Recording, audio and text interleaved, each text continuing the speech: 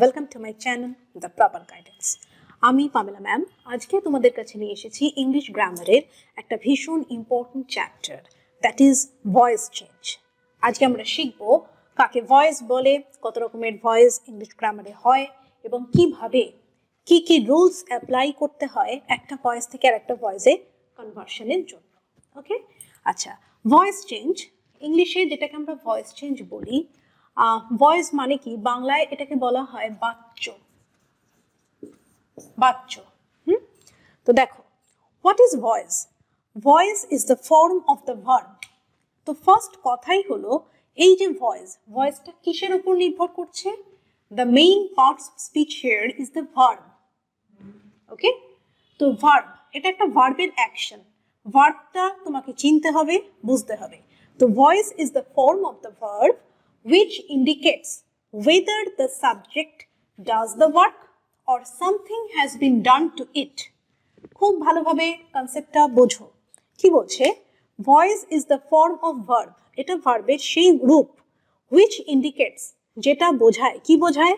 whether the subject, subject মানে কি, যে কোনো দেখো সেন্টেন্সে একটা সাবজেক্ট থাকে, মানে যেটা কর্তা আমরা বলি, সেই যে সাবজেক্ট যেটা থাকে এই ভার্বের এমন একটা রূপ ভয়েস যেটা ইন্ডিকেট করে, যেটা তোমাকে বলবে, কি বলে দেয়, যে সাবজেক্ট নিজে কোনো কাজ করছে নাকি তার উপর কোনো কাজ করা হচ্ছে। ওকে, whether the subject does the work, subject কি নিজে কোনো কাজ করছে বা করে, or something has been done to it, অথবা তার উপর কোনো কাজ করা কেউ করছে সেটা বোঝাচ্ছে। এই দুটো জিনিসই হতে পারে, তাই তো?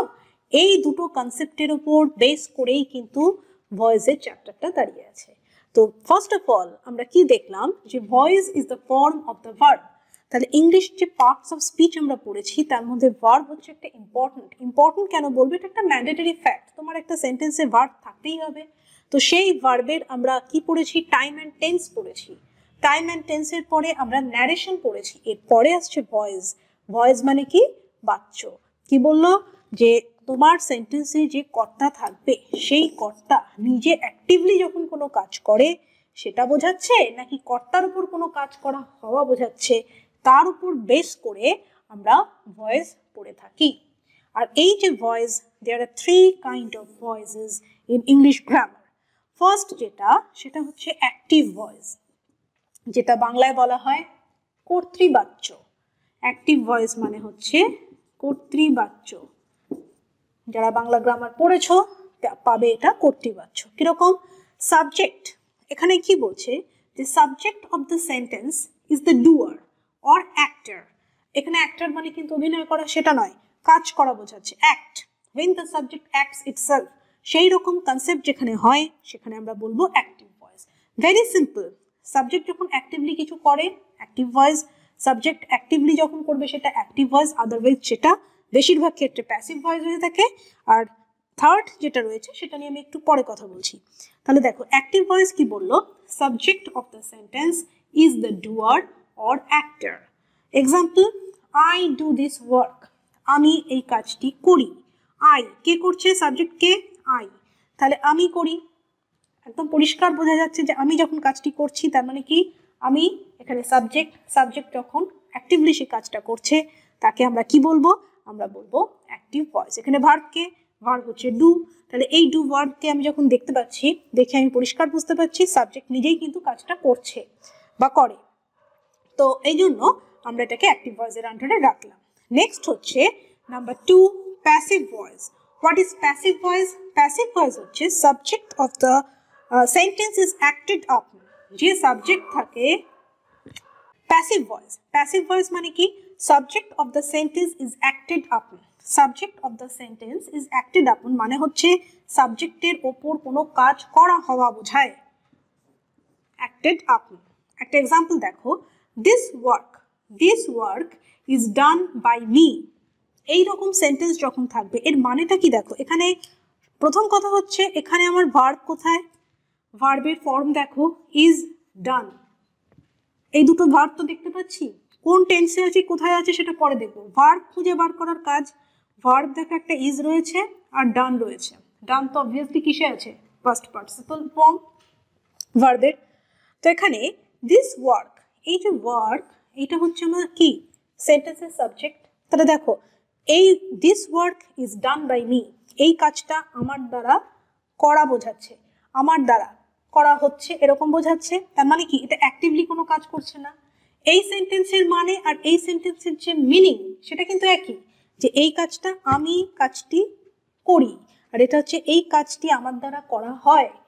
মানে দুটো কিন্তু কাজ করাই বোঝাচ্ছে, কিন্তু সেন্সটা চেঞ্জ হচ্ছে, তার যে স্ট্রাকচার অফ দ্য সেন্টেন্স সেটা চেঞ্জ হচ্ছে, ভার্বের যে রিপ্রেজেন্টেশন সেটা চেঞ্জ হচ্ছে। এই যে ভার্বের representation, the way of representation of this verb type, এটাই কিন্তু হচ্ছে ভয়েস। সেটা তোমাকে দেখে বুঝতে হবে। ফার্স্ট অফ অল তাহলে আমাদের কাজ কি, একটা গিভেন সেন্টেন্স যদি থাকে সর্বপ্রথম তুমি কি করবে, দেখবে তার সাবজেক্ট কে আছে, সাবজেক্টের পরে দেখবে ভার্ব কি আছে, সেটাকে মার্ক করে নাও। মার্ক করে দেখো এই যে সাবজেক্ট রয়েছে সেই সাবজেক্ট কি অ্যাক্টিভলি কিছু করছে। যদি অ্যাক্টিভলি করে অবভিয়াসলি চলে গেলে অ্যাক্টিভ ভয়েসের আন্ডারে। যদি অ্যাক্টিভলি না করে, সেই যে সাবজেক্ট আছে সেটা যদি কারোর দ্বারা হওয়া বা করা বোঝায়, তখন সেটা প্যাসিভ ভয়েসের আন্ডারে চলে যায়। ক্লিয়ার? আচ্ছা, এই দুটো গেল হচ্ছে active voice and passive voice. আর একটা টাইপ যেটা আসে, এই দুটো নিয়েই আমরা মেইনলি কাজ করব। আর থার্ড টাইপ জেনে রাখো, সেটাকে বলা হয় কোয়াসি প্যাসিভ। এটা হচ্ছে কি, এটা কর্তৃবাচ্য, নাম্বার 2 এটা হচ্ছে কর্মবাচ্য। আর কোয়াসি প্যাসিভ মানে হচ্ছে কর্ম কর্তৃবাচ্য। Quasi passive, quasi passive voice মানে হচ্ছে এই যে সেন্টেন্স, কোনো একটা সেন্টেন্সের যে স্ট্রাকচারাল ফর্ম যেটা থাকবে সেটা থাকবে অ্যাক্টিভে, দেখতে হবে অ্যাক্টিভ ভয়েসের মতন, কিন্তু তার যদি তুমি সেন্সটা দেখো, ইন সেন্স সেটা হবে passive.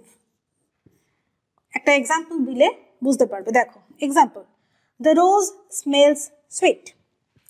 The rose smells sweet মানে কি, এখানে সাবজেক্ট হচ্ছে দেখো রোজ, ভার্ব হচ্ছে স্মেলস। তাহলে আমি কি বললাম, সাবজেক্ট খুঁজে পেলাম, ভার্ব খুঁজে পেলাম। দ্য রোজ স্মেলস সুইট যখন এইভাবে বলছে তার মানে কি গোলাপ মিষ্টি গন্ধ দেয়। স্ট্রাকচারাল দিক থেকে দেখতে গেলে এটা কিন্তু অ্যাক্টিভ ফর্মেই আছে, কারণ কি কি বলছে, গোলাপ ফুল কি করে, মিষ্টি গন্ধ দেয়। কিন্তু মিষ্টি গন্ধ যে দিচ্ছে সেটা কেউ যদি সেটাকে স্মেল না করে, তাহলে যে গোলাপ মিষ্টি গন্ধ দেয় সেটা পাওয়া যাবে না। তার মানে কেউ যদি স্মেলটা নেয় তবেই সেটা বলতে পারবে যে গোলাপের গন্ধ মিষ্টি, আদারওয়াইজ বলা যাবে না। বোঝা গেল?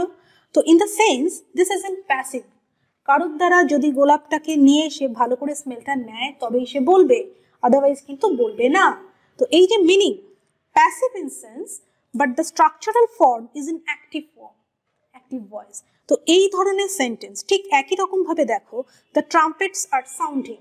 দ্য ট্রাম্পেটস আর সাউন্ডিং, ট্রাম্পেটটা নিজে নিজে বাজে, হ্যাঁ মেকানিক্যাল যেগুলো আছে বেরিয়েছে সেটা বাদ দাও। As usual in general trumpet কি নিজে নিজে বাজবে? ভুতুরে ট্রাম্পেট হলে বাজবে, তাও ভুতুরে ভূত বাজালে বাজবে, আদারওয়াইজ তো বাজবে না, রেখে দিলে তো বাজবে না জিনিসটা।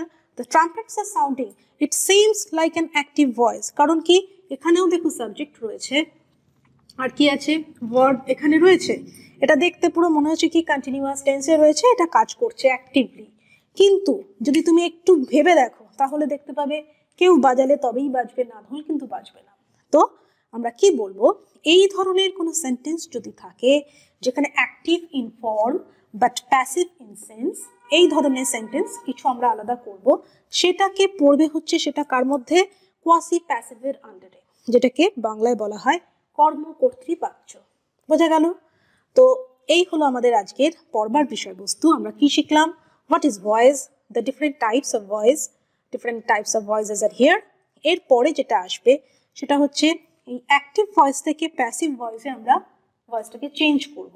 গিভেন থাকবে অ্যাক্টিভ, অ্যাক্টিভ থেকে তোমাকে আইদার প্যাসিভে নিয়ে যেতে হবে, অথবা প্যাসিভ ভয়েস দেওয়া থাকবে সেটাকে তোমাকে অ্যাক্টিভে নিয়ে যেতে হবে। এটাই গ্রামাটিক্যালি মেইনলি আমাদের এক্সামেও আসে এবং এটাই পড়বার বিষয়বস্তু।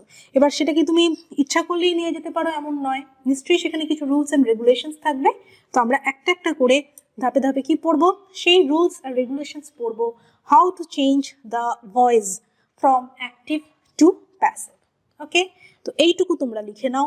এরপরে আমি নেক্সট যে কনসেপ্ট যেটা আছে রুলস রেগুলেশনস নিয়ে এখানে আসছি। ওকে, এটা লিখে নাও। দেখো, rules for changing active into passive voice. Active voice থেকে প্যাসিভ ভয়েসে যাওয়ার রুলসগুলো আমি এখানে লিখে দিয়েছি। Rule number 1, the object of the verb in the active voice becomes the subject. The object of the verb in the active voice becomes the subject of the verb in the passive voice. এই কথার মানে কি? Active ভয়েসে যে object থাকে সেই অবজেক্টটা passive voice যখন আমি change করে নিউ সেন্টেন্স ক্রিয়েট করছি, সেই প্যাসিভ ভয়েসের সেন্টেন্সের সাবজেক্ট হবে হচ্ছে অ্যাক্টিভ ভয়েসের অবজেক্ট। দেখো আমি বক্স করে দিয়েছি বোঝার সুবিধার জন্য, অবজেক্ট বিকাম সাবজেক্ট। আচ্ছা, পুরো জিনিসটা কিন্তু হচ্ছে অ্যাক্টিভ টু প্যাসিভ। অর্ডারটা কার ফলো হবে? Active to passive. মানে এই যে অবজেক্ট বিকাম সাবজেক্ট, তার মানে হচ্ছে অবজেক্ট কার? অ্যাক্টিভের অবজেক্ট প্যাসিভে গিয়ে সাবজেক্ট হয়ে যাবে। ওকে, তো বক্সটা কিভাবে তোমরা রিলেট করো বুঝতে সুবিধা হবে। অ্যাক্টিভের অবজেক্ট, প্যাসিভের subject, number 1। Rule number 2, the subject of the verb in the active voice becomes the object of the verb in the passive voice. Subject of the verb in the active voice becomes, এটা যেমন অবজেক্টটা subject হলো, সাবজেক্টটা object হবে। Okay, very simple. Subject of the active becomes object of the passive. Box করে দিয়েছি, subject becomes the object হলো। Next rule number 3, the main verb. এবার আসছে কি? সাবজেক্ট অবজেক্টের গল্প হলো, ভাইস ভার্সা চেঞ্জ হয়ে যাবে, সাবজেক্ট অবজেক্ট, অবজেক্ট সাবজেক্ট। ওকে, নেক্সট যেটা দেখবো, very very vital and important part, সেটা হচ্ছে আমার কি? ভার্ব। ভার্বেরই ফর্ম তো, ভয়েস চেঞ্জ করছি, ভার্বটা কিরকম সেটা আইডেন্টিফাই করে নিয়ে, মেইন ভার্বকে আইডেন্টিফাই করে নিয়ে আমরা কি করব? The main verb is changed into the past participle form. Past participle form. আচ্ছা, যারা আজকেই আমার ক্লাসটা প্রথম দেখছো তাদেরকে বলবো, আমরা তো মোটামুটি ইংলিশ গ্রামারের শেষের দিকে চলে এসেছি, প্রিভিয়াস ভিডিওগুলো দেখে নিও। আর এই যাদের ভার্বের যে ফর্মস, ডিফারেন্ট ফর্মের অসুবিধা হয় বুঝতে, তারা কনজুগেশন অফ ভার্ব বলে যে চ্যাপ্টারটি আছে ভীষণ ভালোভাবে দেখো। ওই চ্যাপ্টারটা কিন্তু না জানা থাকলে ইংলিশ গ্রামারটা পড়া ভীষণই ডিফিকাল্ট হয়ে যায়। Otherwise this is very simple. কারণ কি? ভার্বের যে different form, present form, past form, past participle form, এই যে 3টে ফর্ম থাকে না, এটা যত তোমাদের বেশি জানা থাকবে তত তোমাদের কিন্তু লিখতে সুবিধা হবে, পড়তে সুবিধা হবে, বুঝতেও সুবিধা হবে। এই যে আমি কি বললাম, যে main verb is changed into the past participle form. Main verb যে রূপেই থাকুক না কেন, যদি সেটা প্রেজেন্ট ফর্মেও থাকে তাহলেও সেটা কি করবে? সেটা পাস্ট পার্টিসিপল নেবে। যদি পাস্ট টেন্সে থাকে তাহলেও পাস্ট পার্টিসিপল নেবে। অন্য কোনো টেন্স ফিউচারে থাকলেও কিন্তু সেটা পাস্ট পার্টিসিপল ফর্ম নেবে। কে নেবে? Main verb. আচ্ছা, এবার মেইন ভার্ব যেটা, মেইন ভার্ব বলতে আমরা কি বুঝি? যেমন একটু আগে আমি একটা এক্সাম্পল দিয়েছিলাম, আই ডু দিস ওয়ার্ক। তো আই ডু, ডু এটা হচ্ছে আমার মেইন ভার্ব, আমি কাজটা করি। এবার এখানে যদি থাকতো I am doing, I am doing যদি থাকতো তাহলে কি হতো? একটা অ্যাম দেখতে পেতাম, একটা ডুইং দেখতে পেতাম। তাহলে মেইন ভার্ব কে? মেইন ভার্ব সবসময়ের জন্যই ডু, তার সঙ্গে আমরা প্রয়োজন হলে আইএনজি যোগ করি, ইডি যোগ করি, যেখানে যেমন দরকার হয়, প্রেজেন্ট, পাস্ট, ফিউচার, বিভিন্ন জায়গায় বিভিন্নভাবে আমরা ইউজ করে থাকি। কিন্তু মেইন ভার্বটাকে তোমাকে আইডেন্টিফাই করা হচ্ছে ফার্স্ট কাজ ভার্বের ক্ষেত্রে। The main verb is changed into the past participle form. সেই মেইন ভার্ব, যদি ডু ভার্ব থাকে তার পাস্ট পার্টিসিপল ফর্ম কি হবে? ডান। যদি গো থাকে, গান। রাইট থাকলে রিটন, রিড থাকলে রেড, তাই তো? ওয়াক থাকলে ওয়াকড, ওয়াকড।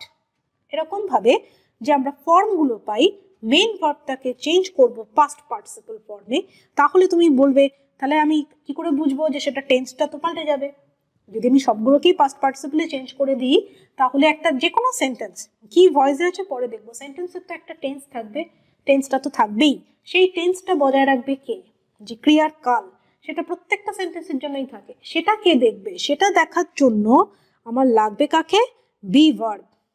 দেখো, and it is preceded by the correct form of the verb to be in the passive voice. এই লাইনটার মানে হচ্ছে preceded মানে এর আগে বসে। এই যে মেইন ভার্ব চেঞ্জ হয়ে পাস্ট পার্টিসিপল হলো, পাস্ট পার্টিসিপল হলো তো হলো, এখানে থাকলো, তার আগে আমাকে একটা বি ভার্ব লাগাতে হবে। Be verb plus main verb থেকে কি হচ্ছে? পাস্ট পার্টিসিপল ফর্মটা গেল। আচ্ছা, এই যে বি ভার্ব মানে হচ্ছে am is are, এগুলোকেই বোঝানো হয়। আচ্ছা, এই যে am is are সেটা অ্যাকর্ডিং টু ইউর সাবজেক্ট, যেমন একটা চয়েস করার ব্যাপার থাকে, you have to select it according to subject. এছাড়াও ক্রিয়ার কোন কাল ব্যবহার হয়েছে, যদি প্রেজেন্টে থাকে একরকম হবে, পাস্টে থাকলে অ্যাম, ইজ, আর, তার পাস্ট টেন্স কি হবে, ওয়াজ, ওয়্যার, বিং। বিভিন্ন জায়গায় আমরা আসবো, যখন এক্সাম্পলে আসবো তখন আরো ভালোভাবে বুঝতে পারবে। আপাতত এইটুকু বুঝে রাখো যে ভার্বটা আমরা কিভাবে চেঞ্জ করছি না, the main verb is changed into the past participle form and it is preceded by the correct form. Preceded মানে হচ্ছে আগে বসা, পরে কিন্তু নয়, আগে বসবে, যে past participle form তার আগেই বসবে। It is preceded by the correct form of the verb to be, to be মানে হচ্ছে be verb in passive voice. Clear? বক্সের সঙ্গে রিলেট করেছো, তাহলে অ্যাক্টিভ থেকে কি হলো সাবজেক্ট, অ্যাক্টিভের সাবজেক্ট প্যাসিভে গিয়ে হয়ে গেল অ্যাক্টিভের অবজেক্ট হয়ে গেল প্যাসিভে সাবজেক্ট।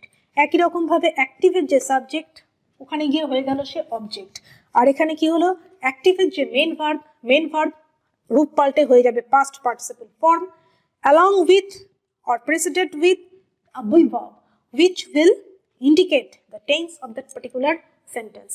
ওকে, এটা হলো তিনটে রুল আমি লেখালাম, এটা লিখে নাও। এরপরে আরো দুটো রুলস আমি এখানে লিখে দিচ্ছি। দেখো, rule number 4, there are some verbs with two objects. In such cases, either of the objects can be changed into subject and the other is retained as an object. This object is called retained object. মানে কি বললো, যে দেখো কখনো কখনো কি হয়, ভার্বের একটা জায়গায় দুটো অবজেক্টও থাকে। আমরা কি শিখেছি, আগের রুলসগুলো দিয়ে আমরা এটা শিখলাম তো, যে অ্যাক্টিভ ভয়েসে যেটা অবজেক্ট থাকবে সেটা প্যাসিভে গিয়ে কি হয়ে যায়, সাবজেক্ট হয়ে যায়। তাহলে যদি দুটো অবজেক্ট থাকে তাহলে কি আমার দুটো সাবজেক্ট হবে, তা কিন্তু হবে না। দুটো যদি অবজেক্ট থাকে সেরকম ক্ষেত্রে যে কোনো একটা অবজেক্ট প্যাসিভে গিয়ে হয়ে যাবে সাবজেক্ট, আর একটা অবজেক্ট যেটা থাকবে সেটা রিটেইনড অ্যাজ অ্যান অবজেক্ট, সেটা অবজেক্ট হিসেবেই থাকবে। এবার সাবজেক্ট যেটা গিভেন সেন্টেন্স থাকে তার মিনিংটা বুঝে নিয়ে আমরা চেঞ্জ করে থাকি, বুঝা গেল? This object is called retained object, যেটা অবজেক্টটা পড়েই থাকে সেটা রিটেইন হয়ে যায়, সেই কারণে সেটাকে রিটেইনড অবজেক্ট বলা হয়। আমি এখানে বক্স করে দিয়েছি, দেখো এদিকটা কি অ্যাক্টিভের, এই বক্সের সঙ্গে এটা ম্যাচ করো। এই যে অ্যাক্টিভের অবজেক্ট নাম্বার 1, আমি যদি অবজেক্ট নাম্বার 1 কে চুজ করি অ্যাজ সাবজেক্ট, তাহলে অবজেক্ট নাম্বার 2টা কি হবে, রিটেইনড অবজেক্ট। ঠিক একই রকম ভাবে এমন নয় যে তোমাকে অবজেক্ট নাম্বার 1টাকেই সাবজেক্ট নিতে হবে, যেটা প্রথম অবজেক্ট আছে তাকেই যে সাবজেক্ট নিতে হবে এমন কিন্তু কোনো ব্যাপার নেই। According to the meaning of the sentence তুমি চেঞ্জ করছো, সাবজেক্ট সেন্টেন্সের মিনিং যেন চেঞ্জ না হয়, বুঝে নিয়ে করতে হয়, সেটা কনসেপ্ট একটা কাজে লাগে। তো সেক্ষেত্রে আমি যদি অবজেক্ট 2টাকে সাবজেক্ট হিসেবে চুজ করি, সেক্ষেত্রে অবজেক্ট 1 হয়ে যাবে আমার রিটেইনড অবজেক্ট। ক্লিয়ার? যেটা গেল রুল নাম্বার 4। আর রুল নাম্বার 5 যেটা বলবো সেটা জাস্ট শুনে রাখো, এরপরে যখন আমরা অনেকগুলো এক্সাম্পল করব তখন বুঝতে পারবে যে এটা কিভাবে কাজ করছে। রুল নাম্বার 5 বলছে কি, double passive should be avoided in a simple sentence or in a single clause. Double প্যাসিভটাকে কিন্তু অ্যাভয়েড করা হয় সিম্পল সেন্টেন্সে বা সিঙ্গল ক্লজে, as it is liable to give a wrong meaning. কোনো কিছুর যদি মিনিংটাই পাল্টে যায়, গ্রামাটিক্যালি চেঞ্জ করতে গিয়ে যদি পুরো মানে সেন্টেন্সের মিনিং চেঞ্জ হয়ে যায়, সেই ধরনের ডাবল প্যাসিভ যদি থাকে সেটা কিন্তু আমরা অ্যাভয়েড করব। But in changing the voice of complex sentences, যদি কমপ্লেক্স সেন্টেন্স থাকে, এটা হচ্ছে সিম্পল সেন্টেন্সের কথা, সিম্পল সেন্টেন্স বা সিঙ্গল ক্লজের ক্ষেত্রে ডাবল প্যাসিভকে আমরা অ্যাভয়েড করব। But in the case of changing the voice in a complex sentence, the voices of both the principal clause and the subordinate clauses should be changed. Complex সেন্টেন্সে দু রকম clause থাকে, একটা principal একটা subordinate, দুটোরই কিন্তু ক্লজের ক্ষেত্রে আমরা কি করব, ভয়েসটাকে চেঞ্জ করে দেব। তো এইটা হলো আমাদের total 5 rules how to change active voice to passive voice. রুলসগুলো ভীষণ ভালোভাবে দেখবে। এরপরে আমি কতগুলো চার্ট নিয়ে আসছি, আমি অ্যাজ ইউজুয়াল যে চার্টগুলো তোমাদের দিয়ে দিই যাতে চার্টগুলো দেখে তোমাদের পড়তে এবং বুঝতে সুবিধা হয়, এটা লিখে নাও। এরপরে আসছে ভীষণ ইম্পর্টেন্ট দু একটা চার্ট।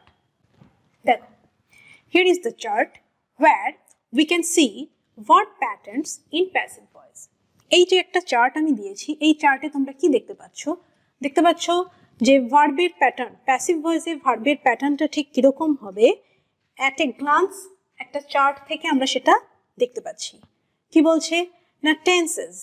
টেন্সেস এই সাইডটা দেখো, টেন্সগুলোকে ইন্ডিকেট করছে, এখানে ভার্ব টু বি আর এখানে হচ্ছে past participle of the main verb.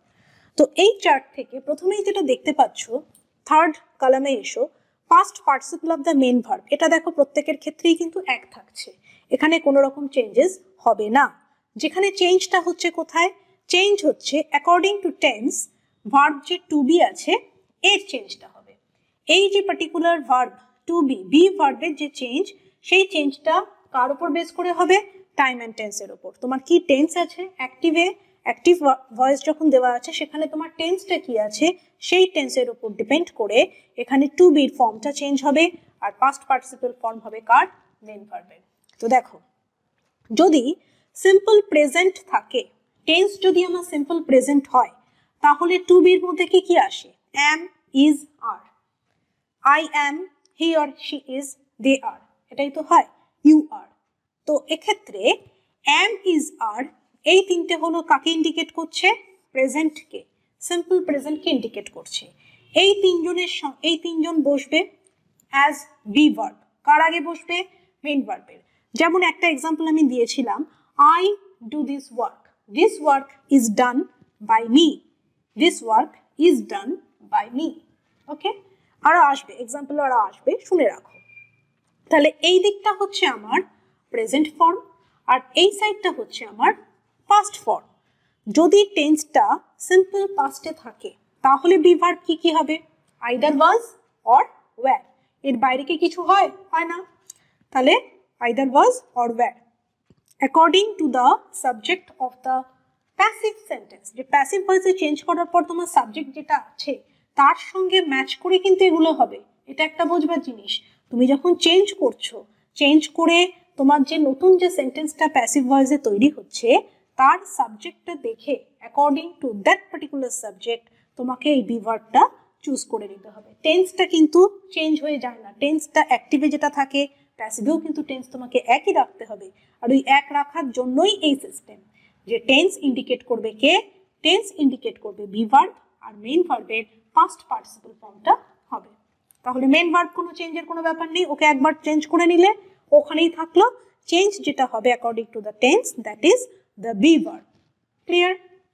চলে এসো এবার, যদি আমার টেন্সটা অ্যাক্টিভ ভয়েসে কন্টিনিউয়াস ফর্মে থাকে, কন্টিনিউয়াস ফর্ম দেখো প্রেজেন্ট হতে পারে, পাস্ট হতে পারে, ফিউচার হতে পারে, আমি এখানে সিম্পলি প্রেজেন্টের পাস্টটাই বলছি। এখানে দেখো অ্যাম, ইজ, আর এই তিনটে কার ফর্ম, এটা প্রেজেন্ট ফর্ম, আর ওয়াজ আর ওয়্যার এটা হচ্ছে আমার পাস্ট ফর্ম। তাহলে অ্যাম, ইজ, আর যে কোনো একটা আমাকে নিতে হবে, আই এর সঙ্গে অ্যাম হয় এবং এইখান থেকে একটা হবে তার সাথে প্লাস বিং। কন্টিনিউয়াস বোঝাতে বিংটা লিখতে হয়, তারপরে বি ভার্বের সঙ্গে এটা বিংটা থাকে। মানে সাপোজ ধরো আমি বললাম I am doing the work, তখন এটাকে চেঞ্জ করার পর হবে the work is being done by me. বোঝা গেল? এক্সাম্পলে আমরা আসবো, আমি একটা জাস্ট ছোট্ট এক্সাম্পল দিয়ে বললাম। তাহলে কন্টিনিউয়াস টেন্স যদি থাকে তাহলে অ্যাম, ইজ, আর অথবা ওয়াজ, ওয়্যার এই পাঁচটার মধ্যে যে কোনো একটা হবে, আর যেটা হবে তার সঙ্গে প্রতিটার সঙ্গেই কিন্তু তোমাকে বিংটা লিখতেই হবে। এই বিংটা ইন্ডিকেট করবে that the tense of the active voice was in the continuous form. তো টেন্সটাকে ডিনোট করবে এইটা। ক্লিয়ার?